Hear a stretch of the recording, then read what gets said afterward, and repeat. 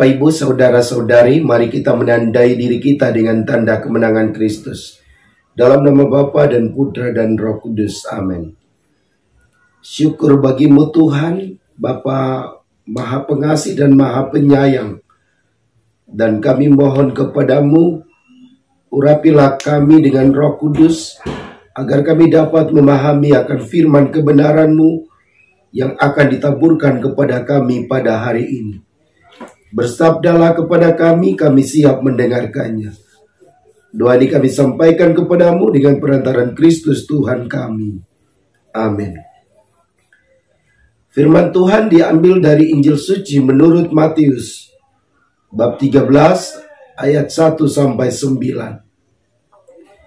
Pada hari itu, keluarlah Yesus dari rumah itu dan duduk di tepi danau.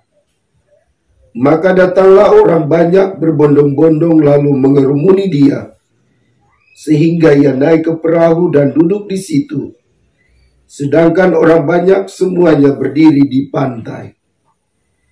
Dan ia mengucapkan banyak hal dalam perumpamaan kepada mereka.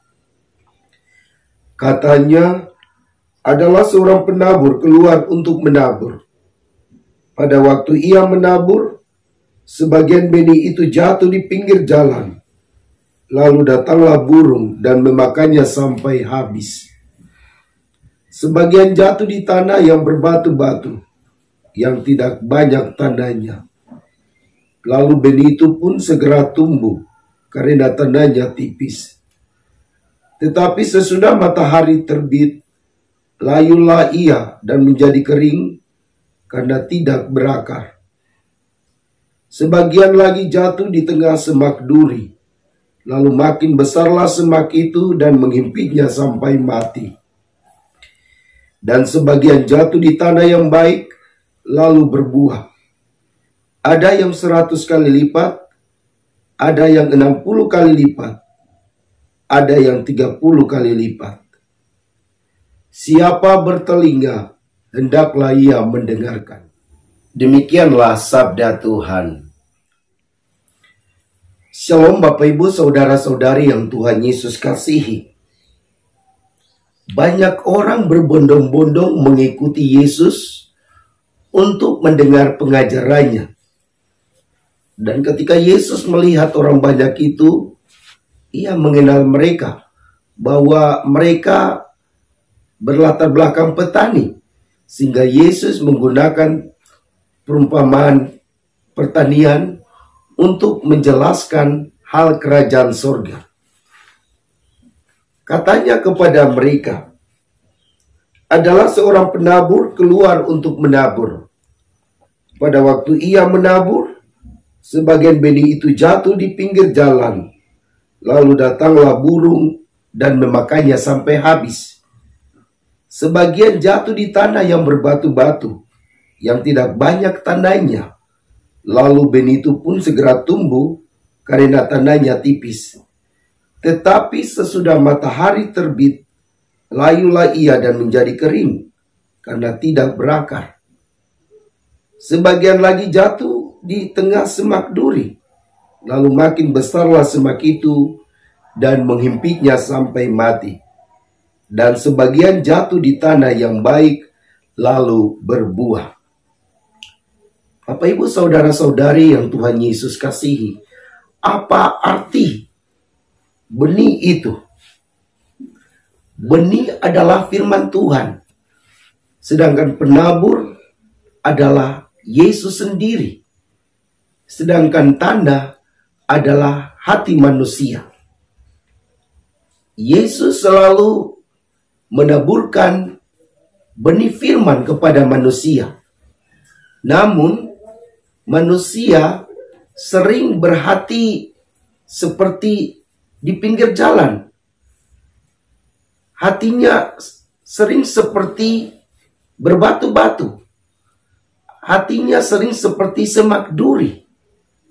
Dan hatinya sering seperti tanah yang subur. Sehingga ketika benih firman ditaburkan, benih yang jatuh di pinggir jalan itu sering diambil oleh orang lain. benih yang jatuh di tanah yang berbatu bisa bertumbuh. Tetapi ketika ada cobaan, gangguan, rintangan, benih itu akan mati. Kemudian benih yang jatuh di semak duri, semak durinya lebih besar daripada benih itu, sehingga benih itu tidak bertumbuh karena dihimpit oleh semak duri itu. Dan benih firman Tuhan yang jatuh di tanah yang subur, di hati yang subur, berbuah dan menghasilkan buah yang berlimpah. Ada yang 100 kali lipat, ada yang 60 kali lipat, ada yang 30 kali lipat. Bapak, Ibu, saudara-saudari, Anda tentu tahu hatimu ada di mana. Apakah di tanah yang di pinggir jalan, berbatu-batu, di semak duri, atau tanah yang subur? Tuhan ingin supaya kita semua mempunyai hati seperti tanah yang subur. Mengapa? Supaya ketika firman Tuhan ditaburkan oleh Yesus kepada kita, firman itu sungguh-sungguh mempengaruhi diri kita, sehingga menghasilkan buah kebaikan sesuai dengan yang Yesus lakukan kepada kita. Buah-buah kebaikan hendaknya nyata di dalam perkataan kita, nyata dalam perbuatan harian kita, sehingga setiap orang yang melihat kita berbuat baik, berkata yang baik, sungguh-sungguh merasakan kasih dan kebaikan Tuhan, sehingga mereka akhirnya memuji Tuhan bahwa Allah itu sungguh baik, amat baik bagi mereka melalui kehadiran diri kita. Semoga demikian. Marilah berdoa.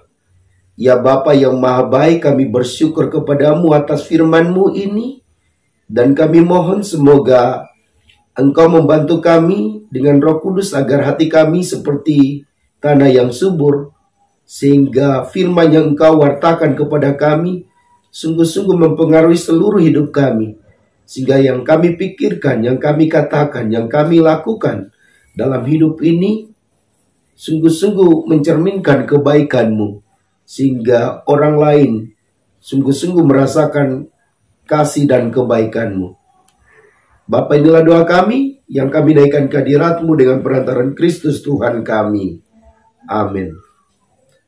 Semoga Bapak, Ibu, saudara-saudari diberkati dan dibimbing oleh Allah yang Maha Kuasa, Bapa dan Putra dan Roh Kudus. Amin.